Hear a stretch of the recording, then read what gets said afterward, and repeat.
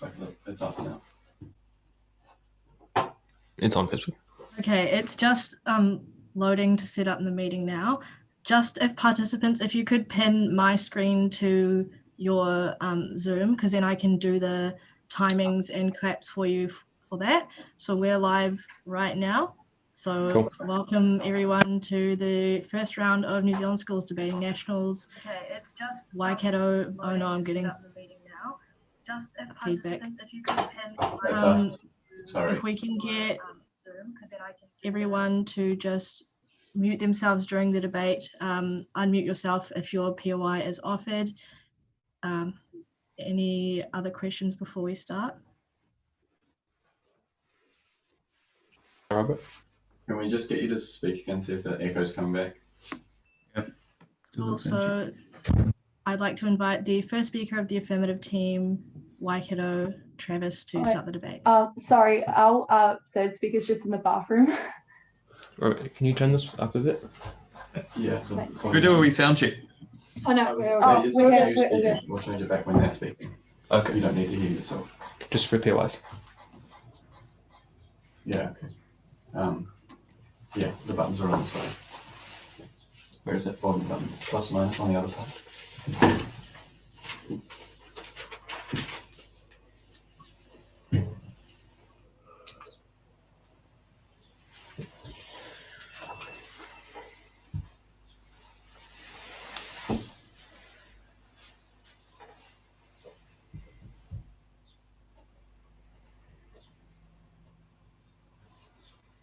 So whenever I'm ready, or is the first speaker back?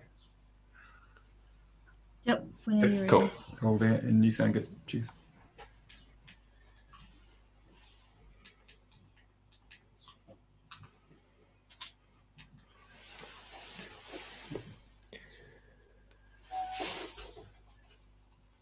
The island of Kiribati will be largely merged in under 4 years in order to protect the right of New Zealand to have a burger. Coastal cities will be destroyed in a typhoon because global consumption and industry practices refuse to change. It is unacceptable when the survivability is threatened to idly and let this continue. Within 3 years, we would cull New Zealand dairy herds to a size that can support New Zealand's domestic economy only, and we would prevent all exports of dairy products, including meat, to overseas. We would make it mandatory for farmers to immediately stop cow breeding rates, so this allows the herds to start decreasing in size naturally, and this process occurring over 3 years. In the following 3 years, we would continue to cull the size of the herd until it has decreased to a point where New Zealand's domestic population will now consume primarily vegan or vegetarian alternatives to dairy, such as almond milk or soy milk, tofu substitutes, and beans. We would heavily subsidize these products to firstly incentivize farmers to embrace this new change, and secondly, to help consumers change this to these lower priced goods. There are burden in today's debate. We win when we show you that the environmental gains of a smaller dairy industry far outweighs any minor impact to the economy. We bring you 4 points today. Firstly, how we should sacrifice pleasure and consumption in the short term to save future generations.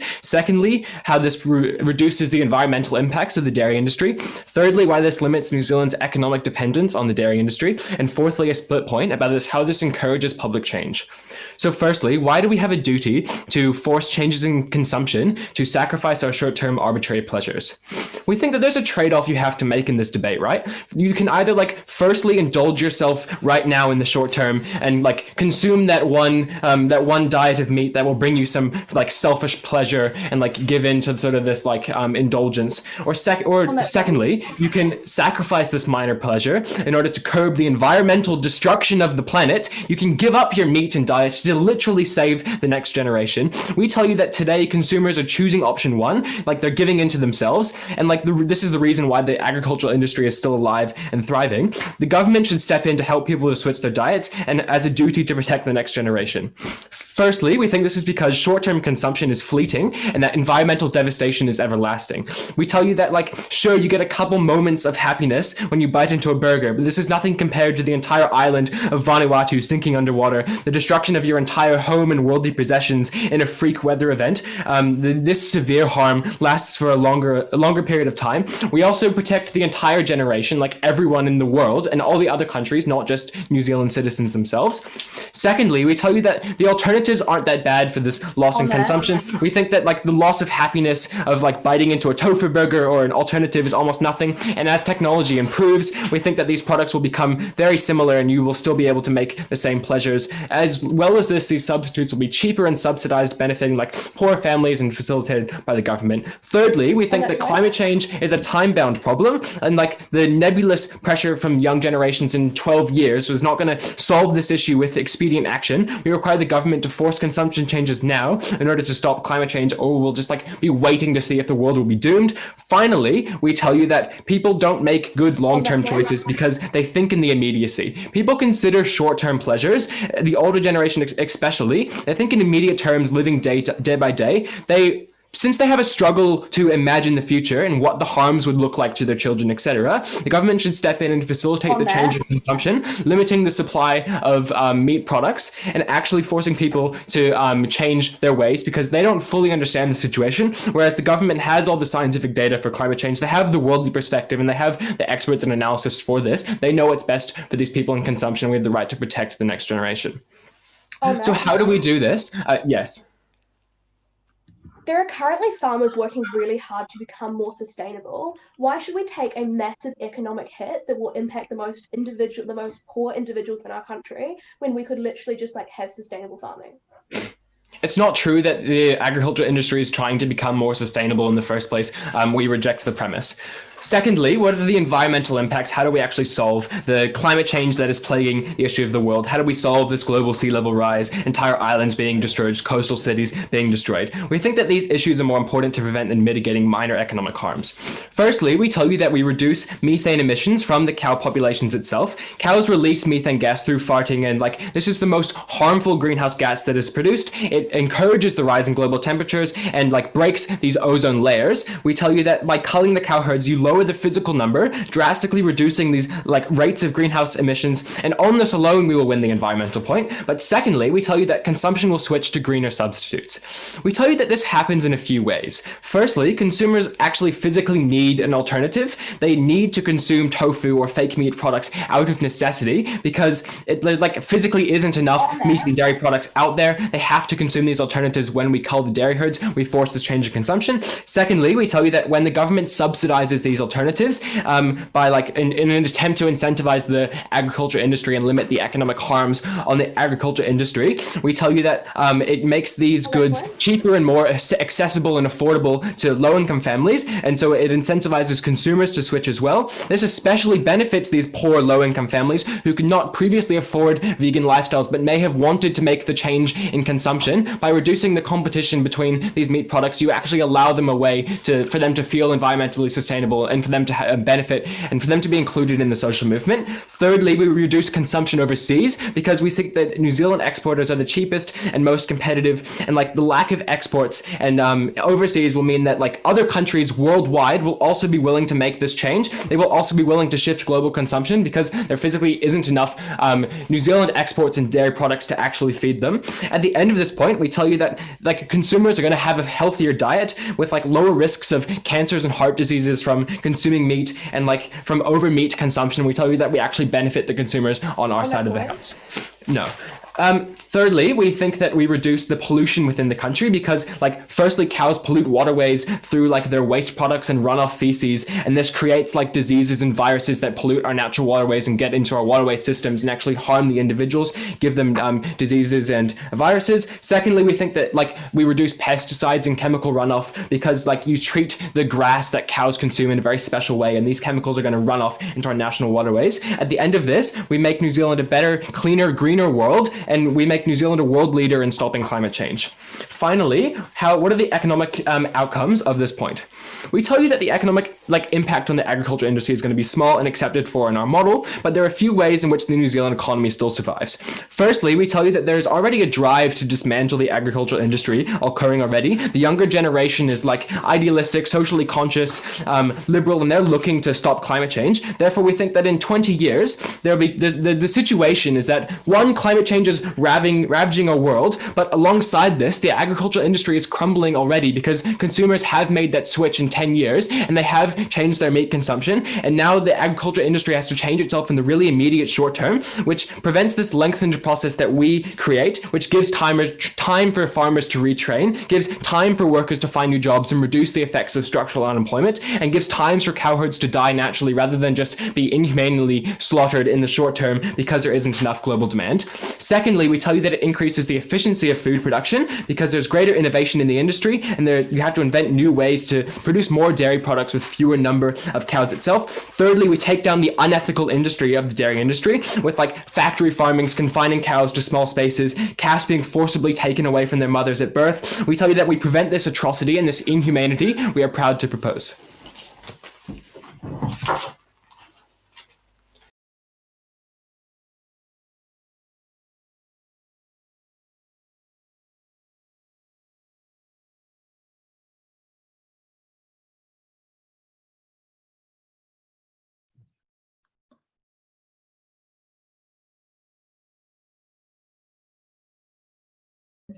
Sorry, we're just sorting out our setup. No problem. Just let me know when you're ready. Sweet, thank you.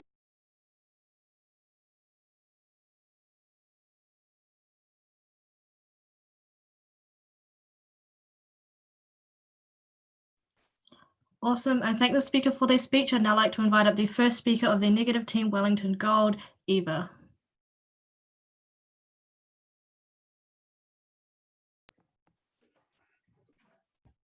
Okay.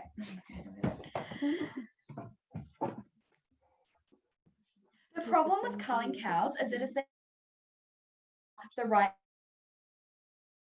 is to say that dairy is the problem, getting rid of it is the solution. But actually, our environment is not miraculously saved, as the AF would have you believe.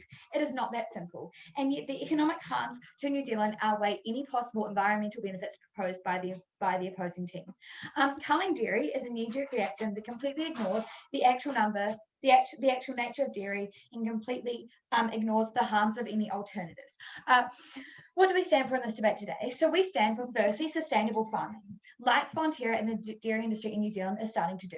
We stand for things like mandatory fencing. We stand for things like quotas of trees per acre, and we stand for processing factories using clean energy. Secondly, we stand for a sustainable economy with international capital that we can use through our dairy industry and proper infrastructure for the average New Zealander. Our burden to prove in this debate today is that we win when we prove that we have a more sustainable future for both the environment and the economy. We're bringing three main arguments. Firstly, how we have a more sustainable economy. Secondly, how we have more sustainable long-term environmental change. And thirdly, a split about how we uphold consumer needs on our side of the house.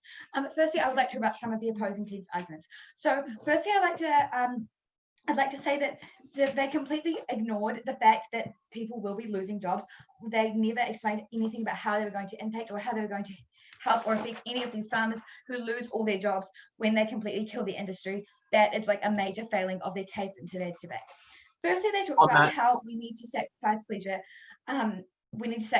In order to like have a more sustainable future. Okay, this was never really impacted. We never knew why it was so important that everyone goes vegetarian. We don't think that this is anywhere near as important like compared to what they had to prove today about jobs and people working in this industry. We don't think that everyone going vegan is an important thing in this debate today at all.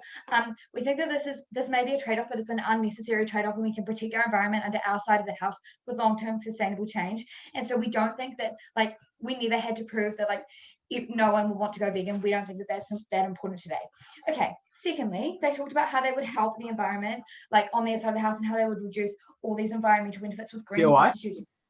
On that, okay, so the production of like tofu and stuff is not like as environmentally friendly as they would have you believe.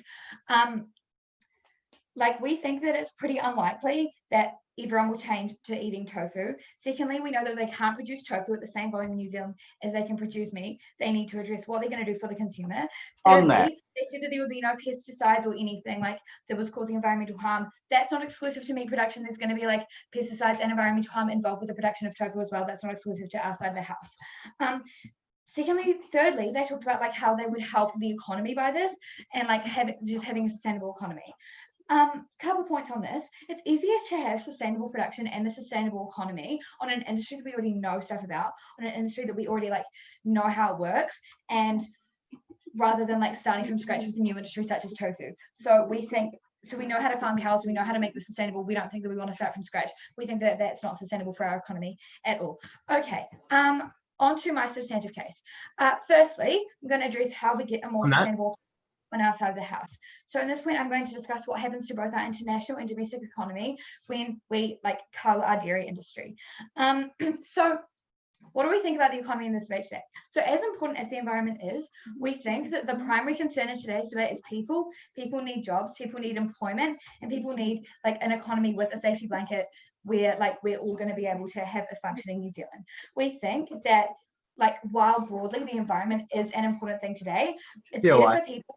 It's better for people when we have an economy. We don't think it's good for people when the economy tanks and everyone loses jobs. Okay, a few reasons for this. Firstly, on the opposing side of the house, they take jobs away from specialized and vulnerable individuals. So who are we talking about in this debate today? We're talking about rural people like who've like grown up on a farm. Maybe they went to like Lincoln University, studied agriculture, and have been running the farm like since they were 25. What will the opposing team do to these people? Firstly, they're going to lose their livelihood because there's going to be a decreased demand for dairy and meat products. What does this mean for these type of rural people who are really different to types of urban people who can go anywhere else? There's no safety blanket for them. They're going to have nothing to do, no way to produce food, no way to like earn a living, and this is going to ruin their lives. Secondly, any attempts for new employment, right, is just going to be practically impossible because a rural person we think is different to like a rural person who's done farming for a lot of their lives is different to someone with like a large, like a skill set that they can employ urbanly, right? And we think that different agriculture, if they were going to be employed in like a different agriculture, that's a different skill set, and we think that they are going to be left jobless. We think they're going to be left angry, and we think that there's going to be nothing like that they're going to be able to do after this. And we think that the opposing team completely lost this debate today when they failed to acknowledge what is going to happen to these people. Conversely, when we teach sustainability and sustainable farming on our side of the house, we're going to be propping up the existing incentives to farm sustainably, which already exists. We see this when like fencing on farms isn't mandatory, right? But we see that this is already happening. We're going to be propping this up, and we're going to be incentivizing like technology around emissions and stuff. When we teach sustainability, we're going to develop this industry and have more future jobs because we are going to be keeping this part of the economy going. Okay, secondly, I'll accept it. When there are like legal protections for the agricultural industry and the New Zealand economy has proven to like support the agriculture industry and everything, where is the incentive for farmers to actually change from this really cost-efficient, productive method of dairy products? Right, well, we've already told you that we already think that they already care about the environment, right? So we think we can already see like farmers making pushes for fencing. Fencing is not mandatory. We think that they already care, and we completely reject the characterization that farmers just don't care about the environment that they work in. Okay, what happens to our international economy? We think that the dairy industry props up our international capital, right? So as a country, our economy and our capital is pretty minor, right? We get most of our international trade by selling dairy to China. We think that this is really important because we get trade, we get diplomatic relations. When we remove this, we remove the incentive to trade with New Zealand. We remove our capital, which involves things like tourism, international relations, diplomatic relations, whereas we would prefer like a really sustainable international trade system. We have like, people wanting to invest in our economy and a functioning economy for New Zealand, which we remove when we remove any incentive to trade with us when we take away our most valuable export. Okay, what do we know at the end of this point? We know that there are tangible economic harms which are far greater than any possible environmental benefits proposed by the opposing team who just said we should all go vegan. We know that this affects all sectors of the economy, more harms to the average New Zealander, and this is greater than any potential harms involved with not culling the industry. Okay, on to my second substantive quite late. How we get long-term environmental sustainability without culling. Okay, so we know that this is not a long-term sustainable solution, as I've already said. So let's look at why this is an unnecessary trade-off that we don't need to make.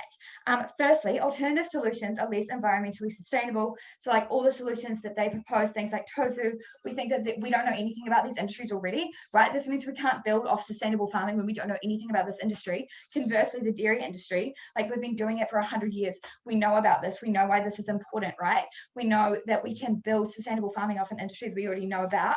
It's easier to regulate and there's more collective goals. So this is why this can be more sustainable. Secondly, we can continue to incentivize consumer sustainability when everyone has we can continue to incentivize consumer sustainability when we make a more sustainable dairy industry, as opposed to having no collective goals, starting from scratch with all of these economic harm, with all of these new industries that we don't know anything about on the opposing side of the house. The AF win or lose on the environmental point, and we have solved all possible sustainability issues in this debate today. Thank you.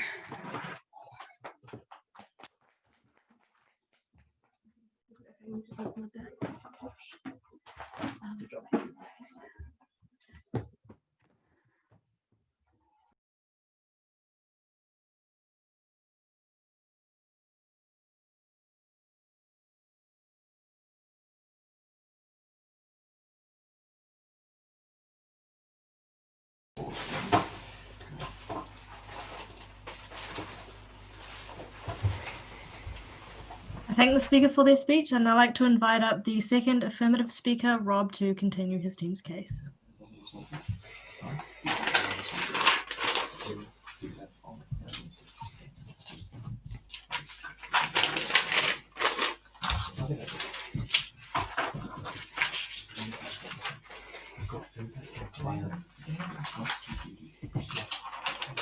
I wish we'd written the cash flow, but I've got my hands, so the only cash flows I have are economy and climate. Do you want to just go through cash flows? Do the cash flow? Quickly touch on it, say there was no response. All right. Do it at the start.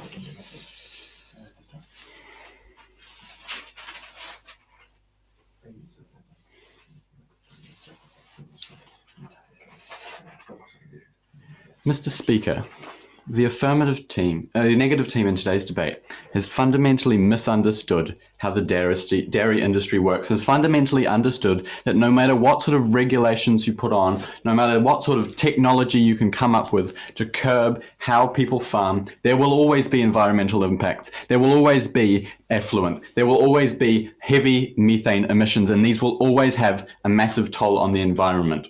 In today's debate, we see that the environment is the most important point because it affects the most people. Just as the opposing team would like to say that we care about the farmers, we care on our side of the house about everyone, not only the farmers, but the thousands of people living in Kiribati who are going to be flooded in the next 20, 30 years because of the impact of climate change. The thousands of people that are going to lose homes, jobs, livelihoods because of the impact of our choices today, right now, in terms of how we farm and what we're farming.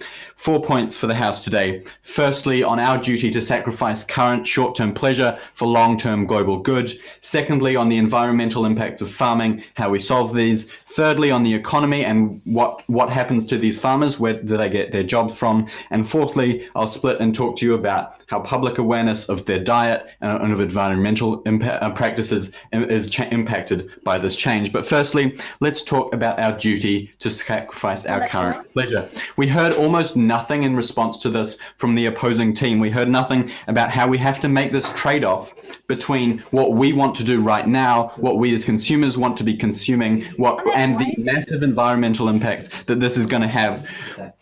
We didn't hear why people don't make good decisions about anything in response to why people don't make good decisions. Because the fact of the matter is that people are living in the short term, that New Zealanders who are consuming this dairy, who are consuming this meat, propping up this industry which is destroying lives, aren't actually taking into consideration the long-term impact. We told you how the alternatives to dairy, the alternatives to meat are good, actually healthy for these individuals. They're beneficial for the economy. They're beneficial for our health as individuals. And they're beneficial for society, that we see that climate change action needs to happen now, that this is a very immediate problem. We need to hear a significantly better response for this if there is going to be any change. So secondly, let's talk about environmental impacts, because this is where the majority of the debate has been taking place so far. We told you how it's fundamentally a part of the dairy industry that methane, effluent, runoff come from cows, come from this industry, and also how greener foods are cheaper, better for the environment, and how we initiate global change. What was the response from the negative team? Well, the key contention that they brought us was that, sustainable farming and emissions technology is going to be able to fix all these problems, that we would much rather care about the farmers than the environment. We tell you that this is not acceptable. This is not going to happen. We already have explained how it is fundamentally a part of how cows work, how the dairy industry works, that they emit methane, that no matter how you treat them, no matter what they're eating, there is always going to be the emissions. The only way to curb this is to decrease the number of cows, is to decrease the size of your herds. Fair point. What we heard from the negative team was that farmers care about the environment, that they're going to do things to curb waste, runoff, effluent, these sorts of things. But the fact of the matter is that first and foremost, farmers care about profits. These methods are not economical. These methods are not going to make them the most money. What is going to make them the most money is using practices that are to the detriment of environment.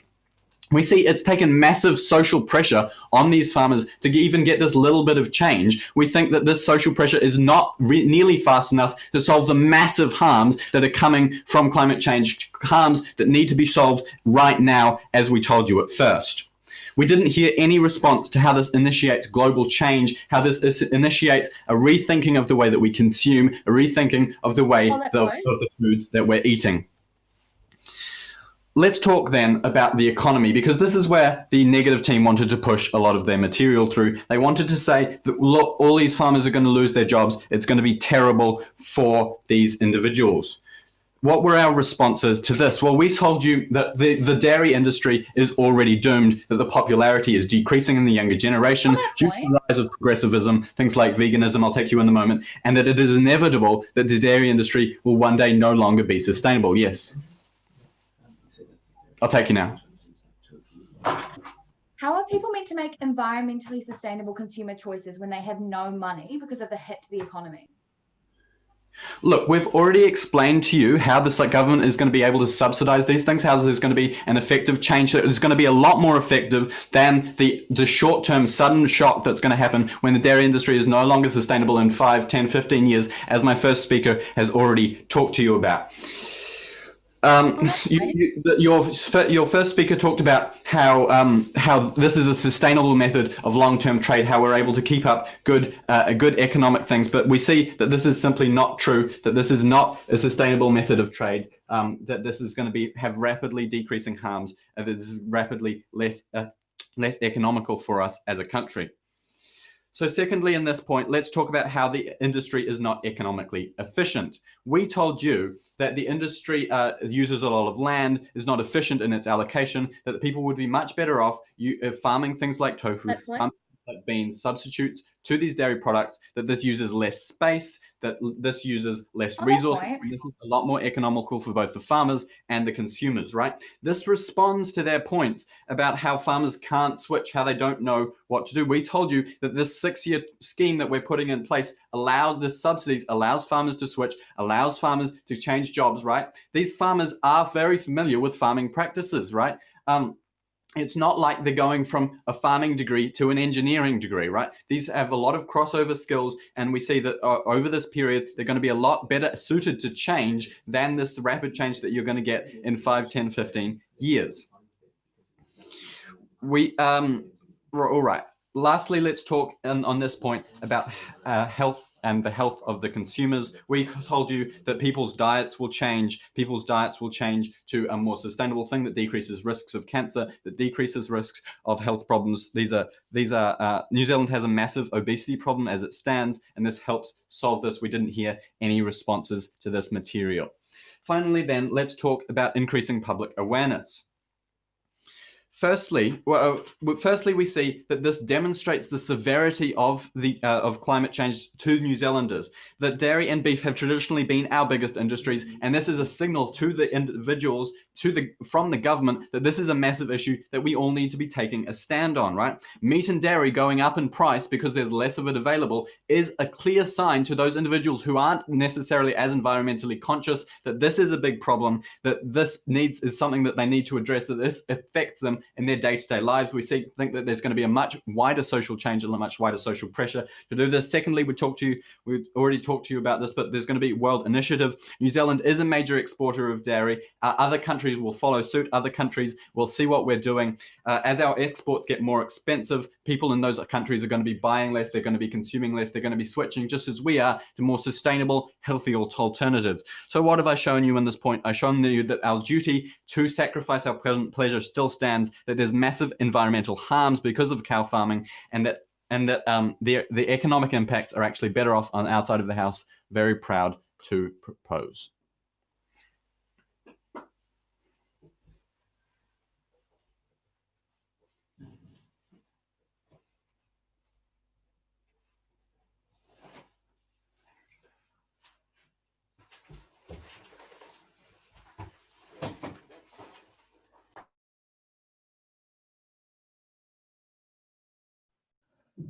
I thank the speaker for their speech. I'd now like to invite up the second negative speaker, Sophie, to continue their team's case.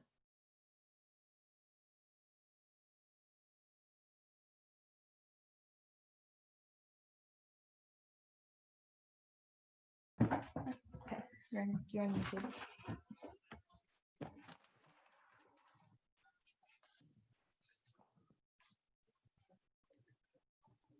What the affirmative team failed to understand is that today's debate is not about economic sustainability versus environmental sustainability. It is about sustainability in general, because it has the purpose of improving people's lives and making sure that everyone who lives on this planet is living in a sustainable and safe way. We, on the negating side, understand that if we don't have the foundations of economic sustainability, then it intertwines with environmental sustainability in the context that if you are poor and if you are unemployed, you are not going to be able to buy ethical clothing, or you are not going to be able to buy you're going to have to buy plastic bags instead of paper or homemade bags. This is the sad reality that we understand on the next side. You need money to be sustainable, and you need to be in a good position to have that privilege. It is a privilege. So 3 points I'm going to bring to you today in terms of rebuttal. First, we're going to talk about environmental sustainability. Second, we're going to talk about how we achieve economic sustainability. And then finally, we're going to talk about the consumers' opinions and their behaviors in my rebuttal point. So let's first discuss environmental sustainability. So the affirmative team came out with a case talking about the trade-off in this debate. They said was basically a burger for an island being destroyed, or methane emissions into the air. What we came back and clearly told you at first that they did not seem to understand, is that this problem doesn't actually exist in our world, because we told you that we think that under our side we get sustainable farming, and that it isn't like that. We get Unsustainable farming. Put fencing to stop the cows' runoff by going into the water, who will reuse their energy. And there's two reasons why we get farmers who care about sustainability. The first reason is that these farmers are already changing. They are in an industry that values sustainability. With New Zealand, they want to be in a good marketing position to China, selling their milk, and they think that in this marketing position, ethical milk sells well in countries like China or overseas. People take pride and want to buy products that are sustainable. But secondly, we think that we're actually in the position to change to a sustainable way, because with the milk industry, it is quite a lucrative industry that everyone wants to be a part of, meaning that they can change, they have a constant profit, and they can be sustainable in the way that that industries like tofu and stuff cannot be, because it doesn't have a constant profit. So secondly, under that point, we think that even if eating a burger, it doesn't actually stop climate change. What we think is we're still going to get emissions from petrol. It isn't the simple comparative that we have in this debate. We are talking more about what is more effective change in sustainability. But finally, like I signposted in this intro, we know that economic impacts have an effect on the environment in the terms of ethical clothing, in the terms of how your petrol and actions lead to overall climate change. So we don't stand for that in this debate. So let's now talk about economic sustainability. We clearly told you at first that we protect farmers and their jobs. They came back to this by saying that, like, okay, that they can just change jobs to tofu industry. What we clearly see, the problem with this is that they're going to be disenfranchised if their great grandfather's industry that they've been in for 100 years is suddenly gone. But also we understand that comparing milk, for example, with tofu are two different industries that require two different skills, like farming, like their sowing of the seeds. There are two different industries. You cannot compare them. They don't have the same skills. But secondly, on that, they came and told us about this already decreasing need for meat.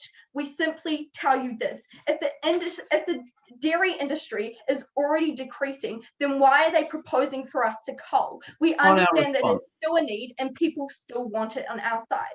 So finally, let's get into more about why we actually get economic sustainability. So we told you at first that we protect the tractor retailer, we protect mine to 10, we protect these farmers and all these jobs that actually help into our economy in terms of tax, in terms of living a sustainable lifestyle. But we also guarantee trade on how we encourage to incentivize consumer sustainability. We guarantee trade in terms of overseas countries. They will want to buy our goods, our milk, and we get trade from their products, but also in terms of services as well, building relationships that we get on our side.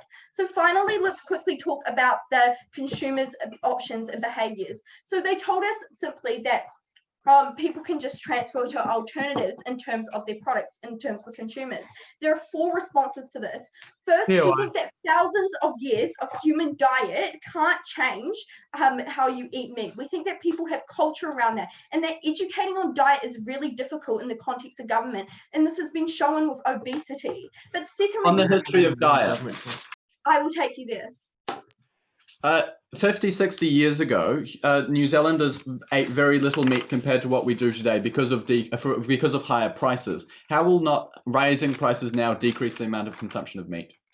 Well, actually, what the effect of higher prices in meat actually leads to higher prices in products like tofu, which I will get on later into this point. So let's talk about the second reason why alternatives aren't an option in this debate. We think that alternatives like tofu, for example, are also damaging to the environment in terms of their water use and how they are harmful to agriculture and goods like that. We think that, but thirdly, we think that it's actually not enough to supply the demand. If an industry like tofu suddenly gets a large demand because people have gone from meat to tofu, there's going to be a demand that they cannot keep up with in supply, and that has issues there. So even if on their side they do get people alternative to tofu, we think it's going to have massive consequences to that industry itself. On the transition.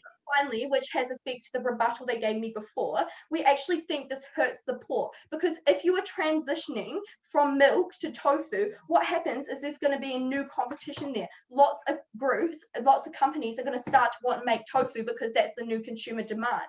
What happens is that prices are going to fluctuate there, and that means that tofu is now going to be more expensive. So either way, they hurt the poor by either making milk way too expensive for people to buy and that they miss out on their needs of goods, or they go to an industry like tofu where the price is even more expensive and the environmental damage is just the same or even worse because these farmers weren't trained in that industry and they can't make it sustainable practices.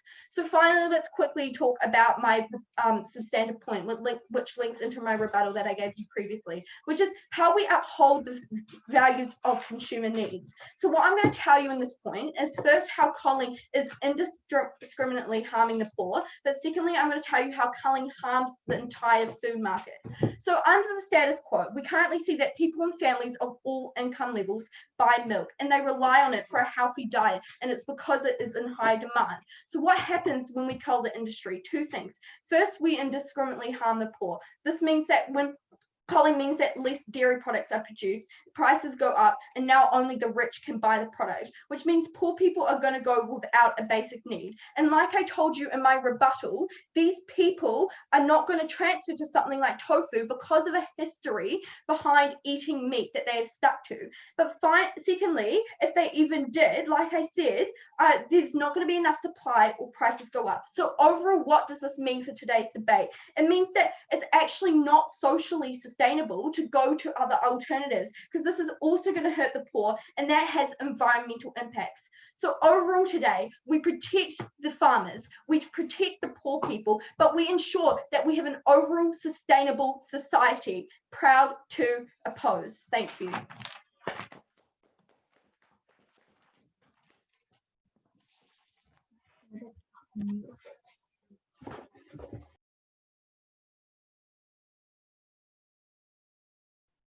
I thank the speaker for their speech. I'd now like to invite up the third affirmative speaker, Andrew, to continue his team's case.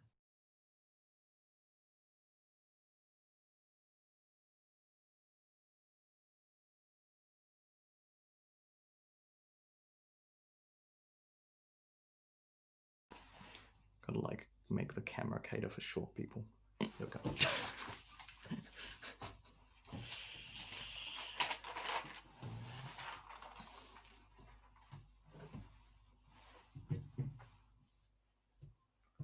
Robert, is this like thing particularly important? Can I move it? Yeah, you can. Yeah, okay.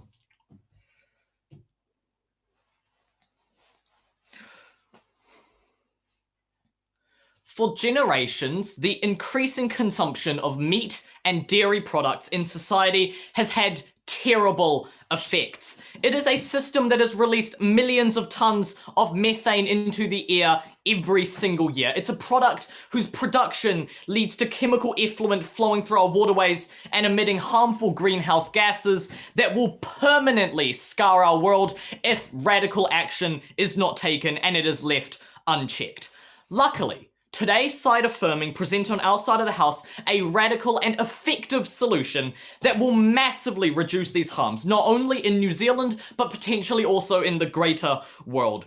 When side negating tells you that none of these things are that important and that we should sacrifice these immense people at risk just for the sake of economics and money, they lose this debate. I bring you 3 points of clash in my speech. Firstly, on whether we have a duty to reduce consumption. Secondly, on the impact on the environment. And thirdly, on the impact on the economy. Firstly, very quickly, we're going to touch on whether we have a duty to reduce consumption. We told you down the line on our side of the house that there is a strong principle duty for people to reduce consumption of dairy products in the interest of future generations, that people should make an effort to change their own practices in order to save the greater world and the people around us. It's important to note here, the negating team utterly did not engage with this point. We outlined it second that they didn't respond to this at all, and they continued to do so. This is quite important in this debate because principally speaking, it's all about the changes. This is a radical change, and it's all about the changes that we as people also need to make in order to enable this. The negating utterly did not respond. That is something that we should want to hear more of in their next speeches. Okay, we're going to move on then to the impact on the environment. This is very important in today's debate because both sides have agreed that ultimately the environment is the thing that is most at risk here, and that it is the thing that we should be making the most efforts to save. We told you down the line that our side of the house was the one that ensured long-term environmental benefits, reducing pollution and emissions, and saving lives. Side negating had a few contentions here, namely that farms are already making efforts to help the environment. We have two responses to this. Firstly, that's just like not really that true. Much of the effort that farms currently make to help the environment are not out of the goodwill of their hearts, but mostly because there's immense societal pressure to do so, and so they're doing the bare minimum to just appease like the people around them for PR points. And it's not actually something that they're actively doing to yield maximum results. They're still trying to earn a profit, and in this case, profit does not equal the most sustainable results. Secondly, we tell that even if there is some benefit, many of the harms you just can't avoid. We can't stop cows from emitting methane. We can't like stop the use of like all the chemicals in the dairy industry right now that prevent things from prevent pollution getting into our waterways. We tell you that no matter what solutions the farmers farmers try to come up with, they will not get the same efficacy, the same actual benefit that we get on our side of the house. Secondly, they told us that, for example, we might not miraculously fix all climate change. This isn't a be-all, end-all solution. We agree it's not a be-all, end-all solution. It is a far better solution. It is one that doesn't let farmers sit idly by doing the bare minimum, which they get on their side of the house. What else did they tell us? Well, they told us maybe a few other things on this, like, for example, our alternatives such as tofu, they are also bad for the environment. We tell you that that's just utterly untrue. The production of tofu, while it does use some resources, it doesn't emit any methane gas. It does not leak chemicals into our waterways. It is much, much less harmful. NEG's only solution here, and the only reason they believe they would get a more environmentally sustainable world, was that A, that farmers care, we've already explained why they don't, and that B, the development of, say, newer, more sustainable technology might allow for reducing climate harms. This utterly does not engage with our case on our side of the house, because we tell you that again and again, that no matter what you try to do on their side of the, whatever they try to do on their side of the house, it doesn't affect change the way that it needs to be done. Climate change is a massive and huge risk that we can't just take like small steps On that point, solving. We have to make an effort to stop things now before people in Vanuatu, before people in island countries start literally dying, start literally drowning. At the end of this point, we see that on our side of the house, the only way to actually get real results is to cut emissions at the source. It's to cut the cows, it's to cut these emissions. It is something that we only get at the point where farmers are forced to cater towards a more environmentally friendly world. That is something that they will never get on their side of the house. Before I move on, I'll take point, yes. wouldn't sustainable farming where farmers could keep their jobs and we could keep some sort of economic like safety blanket be broadly better than like completely removing it? I will address this right now in my third point of clash on the impact on the economy.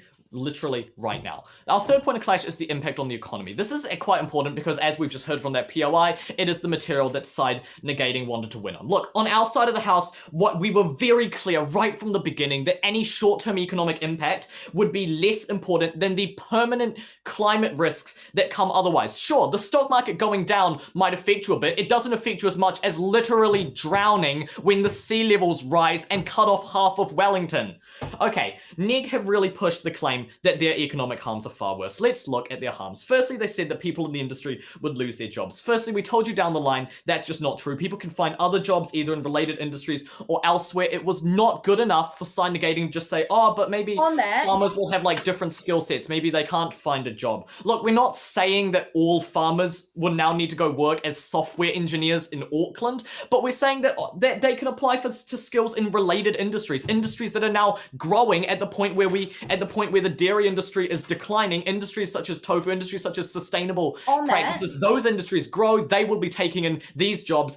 There will be no net loss in jobs. The second reason they gave us for the economy is that we might remove incentive to trade with New Zealand. Okay, we have our response to this is that we don't actually remove the incentive, we just replace it with different products. The reason why countries like China trade with NZ is not because, they just think our goods are like highly sustainable. It's because they think our goods are higher quality. The reason Chinese people buy milk from New Zealand is because like a few years ago, they literally had melamine in Chinese milk that killed a bunch of babies. That's why they buy New Zealand milk, because it's higher quality. At the point where we sell slightly different goods, they'll buy those instead because New Zealand goods still have that sense of quality. That doesn't change on either side of the house. They're still going to be buying these goods. But now we incentivize other countries to make similar change at the point where we normalize industries for more sustainable goods. See, lastly, they told us that, for example, dairy industry is incredibly well established within the New Zealand economy. Culling it is horrible. The fact that it is established, we tell you,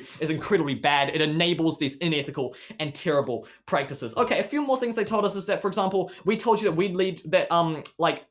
we would support more sustainable alternatives such as tofu. They told us that, for example, this might not work because introducing tofu would be more expensive. The price of tofu would be more expensive. We tell you that that's just utterly untrue. A growing industry means there's more competition, and competition makes prices lower. It is utterly wrong to say that we will end up with higher prices. It's possible for us to rejuvenate new economies. Changing the way we do things is in fact sustainable, unlike what they claimed at second. Sticking with tried and monitoring methods may be safe, it is not sustainable, and it does not solve all the unethical issues that we see on their side of the house. At the end of this debate, we are the side that prevents dairy farmers from continuing to pollute our waterways, from continuing to harm the environment in ways that will be irreversible very, very soon. Very, very proud to affirm.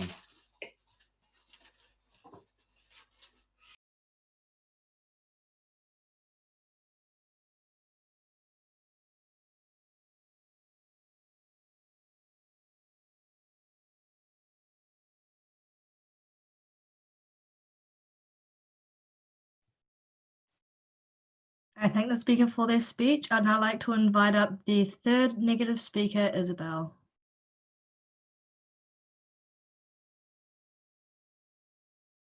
Oh, sorry.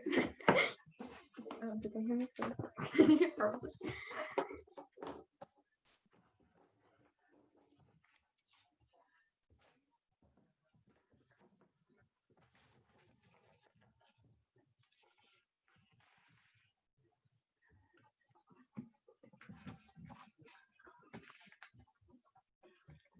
Ladies and gentlemen, the choice in today's debate is not between the environment and the economy. It is a choice between a sustainable future Aotearoa or a knee-jerk reaction that has massive harms that we just do not think are necessary. Right? We think that the choice that the affirmative team are trying to put on us is just completely wrong, because we never said that we think that the economy is the be all and end all. We actually think that the environment is the most important thing, but also that there is no incentive to take an economic hit when we literally just do not need to. 3 points of clash for you today. First of all, why is the environment better under the dairy industry? Secondly, why an economic hit is disastrous and actually just not necessary. And then thirdly, why said economic hit actually prevents more sustainable action, so actually causes more harm than any possible good. On this first point, we think that this is the most important point, right? We think that when we protect the environment, we protect a future for our country, and we think that we can only do that under our side of the house. So what have we told you today? We've told you two things. We've said that one, farmers care about sustainability. A few mechanisms to unpack here. We said that yes, they are already changing, and we said that they do that out of goodwill. The NEG team thinks that that goodwill doesn't exist, right? And we think that actually, even if that goodwill doesn't exist, we think it does in the majority of farmers, because New Zealanders tend to care about the environment. But even in the case where it doesn't, we think that dairy farmers literally just have a profit incentive to cater to the values of their nation. We think 3.5% of Aotearoa took part in climate strikes. They care about the environment, and they're not going to buy from companies that are really destroying it. We think that they're not likely to do the bare minimum, as the affirmative team has said, because they care about sustainability. They want to be cutting edge. They want to have land to work on in 10 years, right? We think that no farmer wants to pollute all of their rivers so that cows can't live there, because they literally just want to protect the future of their business. So we think that first of all, farmers do care about sustainability in general, but secondly, they actually have a profit incentive to take care of the environment, and that means that they are going to be motivated to do change under our side of the house. How then, once farmers are motivated to make change, can we make more sustainable choices and make better outcomes when we are in the dairy industry?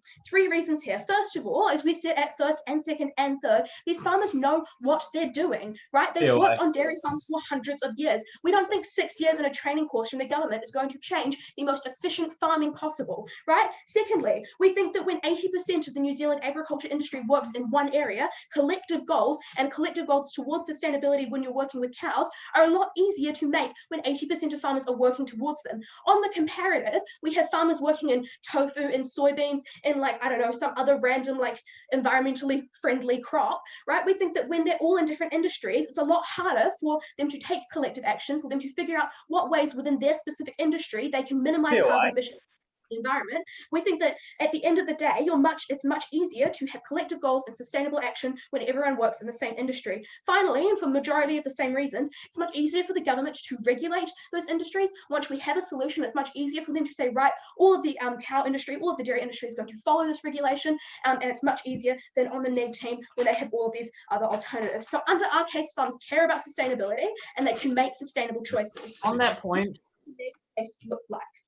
First of all, we think that farmers don't care about farming, right? We think that, first of all, farmers just aren't going to be incentivized by care about party, right? These are rural New Zealanders. They probably don't care about that. They want their own jobs, they want their own sustainability, and they want their farms to prosper, which is why they have those environmental aims. But secondly, right, even if farmers aren't doing that much, and I've told you about why they are, even if they're not doing that much, these alternatives the affirmative team have provided us with are just like so much worse, right? We think that a principled choice to switch from eating a burger to eating tofu, like, to be perfectly honest, if the negating team thought that telling everybody in New Zealand they can't go to Macca's would save the environment, we would be all for that, right? We would absolutely do that. But the reality is, like, it just doesn't have that much of a harm because of all of those reasons I just explained. What then does have harms? What has harms is things like tofu, which requires a hell of a lot of water to produce, which uses pesticides, and like none of those harms that the affirmative team wanted to put on us are exclusive to their side of the house. They exist with all of the alternatives,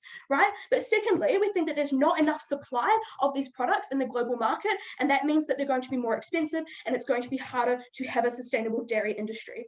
At the end of this point, we think that you only get sustainable action in the dairy industry from farmers when they are in control, when they can have a business that they care about, and when they like want to be successful. We don't think that happens in any of those alternatives. We think we get more climate action from farmers, and we think that is why we have won today's debate. Secondly then, why does an economic disaster and an economic hit, why is that disastrous and unnecessary? Because in order to win this debate today, the affirmative team needed to prove that this catastrophic hit to the economy was worth it for these environmental benefits that just like don't really exist anymore. Three things to talk about here. First of all, people losing jobs. We told you right from first that the dairy industry employs hundreds of thousands of New Zealanders. That is not just farmers, that is people who create tractors, that is people who move cows around the country, right? That's a massive industry of like really highly trained people. We think that in 6 years to repurpose your farms, probably something that A, you don't want to do, and B, you don't know how to do, despite what the government tells you. So we actually think that at the end of this point, we still have thousands of people losing jobs. We think that's really awful for the New Zealand economy. Yes. Do you not like tractors and like farming equipment can still be used to produce like tofu or crops? Can these same industries not just easily retrain and develop into this shifting environment? Right, two responses here. First of all, we think that like there is no need for like a big massive truck to carry like 3,000 like beans around the country, right? That is exclusive to like a cow industry. So we think that actually like there aren't just like directly transferable skills. But secondly, we think that actually the majority of people probably won't want to transfer those skills, right? These are rural New Zealanders who really care about their family, who care that the farm that they work on was Uncle John's farm, and then great Uncle Toby's farm, and then great like their grandfather's farm, right? They really care about those principles, and they really want to stand by their family history. So we think they actually know that's not going to be the case. Secondly, under an economic hit being disastrous there, the negating team had wanted to tell us a lot about the fact that we are over-dependent on the dairy industry. When it comes to international trade, New Zealand is dependent on two things. One, the dairy industry, and two, honey. Honey is like literally so much smaller than the dairy industry, but we think that like dependence on it is like really bad, first of all. But secondly, we don't think that we can just like start selling tofu as an addition to that. Why is that? It's because at the end of the day, people buy New Zealand goods, not because they're like high quality, but because of the brand, because it's New Zealand, because it's a luxury country. It's the reason why like milk cartons in Asia have a picture of a cow and a rainbow and a sunshine, right? They buy it for the New Zealand brand. We don't think New Zealand can all of a sudden rebrand to have tofu as a like #1 thing. So we don't think that economic hit is going to last. Finally, we think that this disproportionately harms the poor. We think even if we produce enough tofu for everyone for the price to go down, we think that the majority of like poor people are probably uneducated and will stick with what they know. That means when you take away their protein, they're likely to move towards eating like chips and stuff, right? We think that that's really harmful for poor people. We think that we cannot change their attitudes. We think that economic hit is disastrous and unnecessary. Finally, it's really important that we take a step back in today's debate and acknowledge that the choices of a consumer are dictated by what they have in their pocket, right? If a consumer does not have money because they've lost their job, because the price of their goods have increased, they literally cannot buy electric cars. They cannot buy reusable bags. They cannot buy ethical fashion because they have no money. What happens under our side of the house is these people have money because they have not taken an unnecessary economic hit. We get change in society. We get change from farmers, and we don't have that like devastating impact on the individuals. We think we have won this debate today clearly and decisively.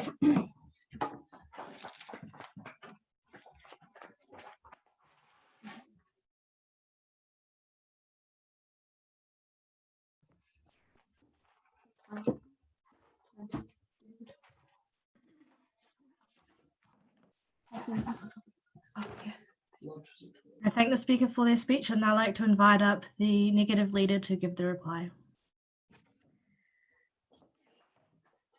This is a debate about achieving a sustainable future for Aotearoa. We won when we proved to you that environmental and economic sustainability are intrinsically linked, and long-term environmental sustainability relies on a stable and consistent economy. When the negating team failed to address the economic harms to the people of New Zealand, they fundamentally lost this debate today. A couple main points of clash in today's debate. Firstly, what happens to the environment? So we told you that the environment will still be protected on our side of the house. There are a few key reasons for this. But firstly, I'd like to address that the world proposed by the opposing team does not exist. The trade-off in this debate is not a trade-off between people not having burgers and suddenly there being no climate change. We told you at second that any economic benefits would not actually be proportionate to any sort of harm that we would get. We never told you that we cared about everyone's ability to eat a burger, right? We don't think that this is like the important thing in this debate today. That world does not exist. Okay, secondly, where most of the debate actually took place, can sustainable farming exist, and is this a better alternative? We told you that it already does exist because of things like that. It already can exist and is starting to exist because of what initiatives Fonterra is pushing. We also told you that the farmers care about what land they work on. They care about like catering towards that demographic of people who want to buy their products. We don't really care whether they're doing it out of the goodness of their hearts. We actually just care that they're doing it. And we think that for that reason, we told you that this farming can exist. Okay, thirdly, what are the alternatives and impacts? So this proposed new world, right, where we all have like tofu farms and like linseed farms everywhere, and like the Otago countryside is full of like flaxseed farms. We don't think that this is going to be more environmentally sustainable than the current world.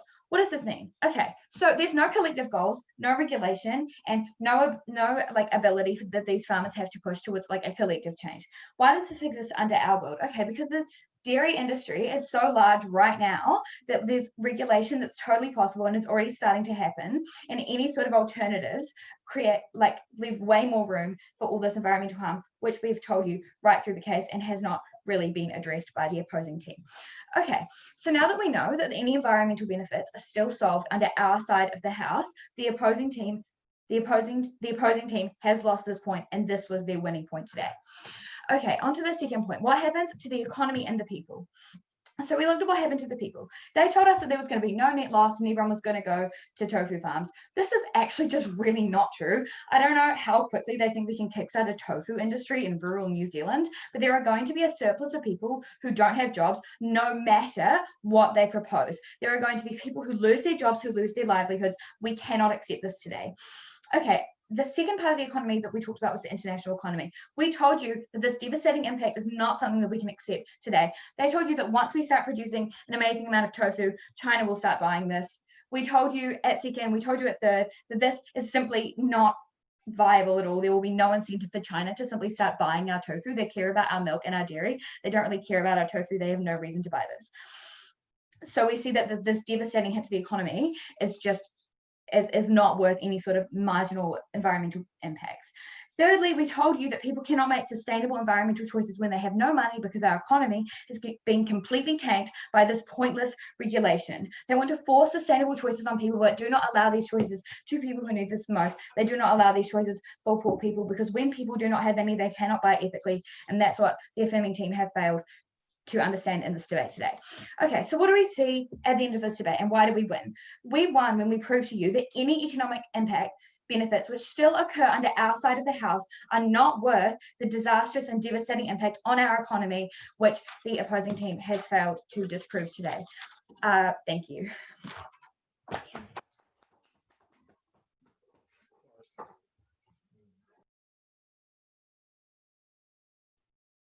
I thank the speaker for their speech, and I'd like to invite up the affirmative leader, Travis, to conclude the debate.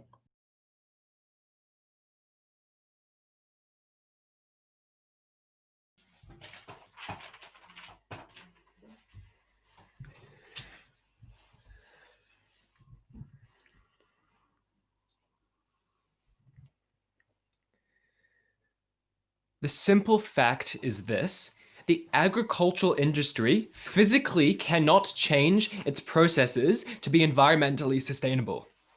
Instead, farmers can dismantle this harmful, unethical industry and easily retrain and shift their environmental. Sorry, can I just get a glass of water really quickly? My voice is going. That's fine. Timer paused at 20 seconds.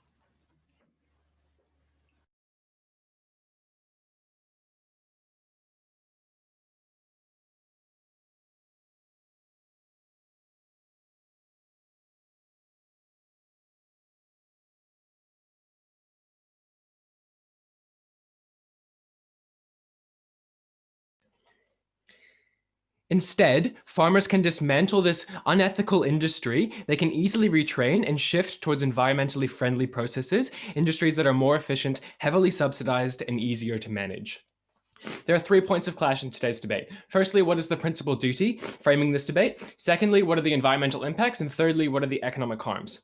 So firstly, we told you that the principal duty is to prioritize saving future generations over like short, fleeting, immediate suffering. This frames the debate around weighing environmental change over minor economic harms, and the team on the opposing side seceded this point as they had no response.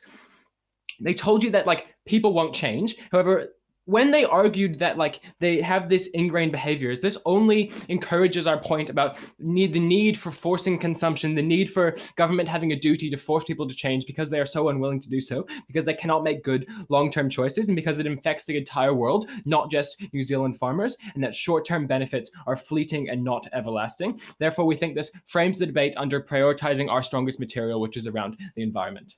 So secondly, what is this environmental impact? So we told you that firstly, it reduces greenhouse gas emissions because the biggest contributor to ripping apart the ozone layer or to releasing millions of tons of methane is these cows who are producing these emissions. We tell you that we win on this alone. However, we also had 2 other mechanisms: switching to products with lower emissions, such as like these sustainable like crop farming. And thirdly, about how it will reduce pollution in waterways and reduce this like feces runoff and pesticides and chemical runoff. There was no response to this third mechanism from the opposing side of the house. So even if everything else falls, which they do not, this point still stands. We told you that industries will not change for a few reasons. Firstly, we think that like the nature of the industry itself proves that it can't change. The like actual existence of cows, like, and the actual existence of waterways being polluted, this is something that is impossible to change because it will happen regardless. We told you that farmers are profit driven, that they don't have an incentive to change, and that they will, and like because it is ingrained through this process, like they've passed this process down from grandfather to son to like grandchildren, because it is ingrained, this also proves that they will not change under their side of the house. Secondly, we told you that even if they do change, this process will take way too long, whereas our method is expedient and requires the immediate change that climate change needs. And fourthly, we told you that it only their policy only affects New Zealand farmers changing, but that we incentivizes global change with New Zealand as a world leader in stopping and curbing climate change. We encourage efficiency and innovation in the market. Lastly, on environment, we talked about like how it will lower the prices of sustainable products and tofu. We told you that poor people are now able to buy into the vegan lifestyle because, like, firstly, they're forcing this out of necessity and physical need. But secondly, when we transfer subsidies from the dairy industry to the agricultural industry, we allow these like poorer, marginalized communities to actually enable themselves to get in on this social movement and feel like they're contributing to environmental sustainability. We actually benefit these poor people, enabling them a healthier lifestyle, which will curb the rising rates of obesity in New Zealand. We also told you that food production can be increased because it is more efficient. We told you that cows require more space, they require hundreds more hectares of farmland, and that farmers are able to switch to this industry, which will likely be more efficient. So this also feeds into the economics clash point. We told you that it is easy to retrain farmers, and it's really easy for them to switch their production from cows to these other farming skills because most of these retraining skills are really similar. It's like a related industry and related skills, and it's not hard to retrain workers. Therefore, we will not get rising unemployment. We will get more efficient processes. It takes up less farming space, which enables greater amounts of food production. We win on every point, and even at the end of this, even if the economy doesn't change, that we are fine with this economy being this industry being dismantled because it is so unethical, because calves are being ripped away from their mothers, because they're being kept in confined spaces. We are proud to propose on our side of the house.